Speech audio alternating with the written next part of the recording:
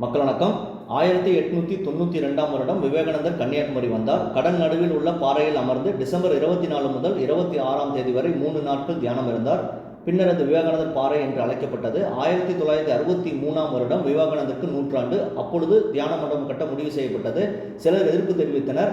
இந்த பிரச்சனையை அப்போது RSS தலைவர் கோல்வால்கர் அவர்கள் கையில் எடுத்து மூத்த உறுப்பினர் ரெனடே அவர்களிடம் பொறுப்பை ஒப்படைத்தார். அவர் விருப்பமாக இருந்த லால் பகதூர் சாஸ்திரி அவரிடம் இந்த பிரச்சனையை எடுத்துச் சென்று 300 எம்பிகளின் ஆதரவை பெற்று அப்போதைய பிரதமர் நேரு அவரிடம் ஒப்புதல் பெற்று 1970 செப்டம்பர் 2ஆம் தேதி மண்டபம் கட்டி திறக்கப்பட்டது. 1972 விவேகானந்தர் கேந்திரம் என்ற ஆன்மீக அமைப்பும் தொடங்கப்பட்டது. இவ்வாறு வரலாற்று கொண்ட இந்த பாறையில் தற்போது 132 ஆண்டுகளுக்கு பிறகு பிரதமர் மோடி அவர்கள் 3 நாட்கள் தியானம் செய்கிறார். அன்று விவேகானந்தர் என்கிற நரேந்திர தத்தா, இன்று நரேந்திர மோடி. என்ன ஒரு அதிசய ஒற்றுமை! இதை பற்றி உங்களுடைய கருத்து என்ன என்பதை கமெண்ட் பாக்ஸில் பதிவிடுங்கள். சேனலை ப்ளீஸ் சப்ஸ்கிரைப் அண்ட் ஷேர் செய்யுங்கள். நன்றி, வணக்கம், ஜெய்ஹிந்த்.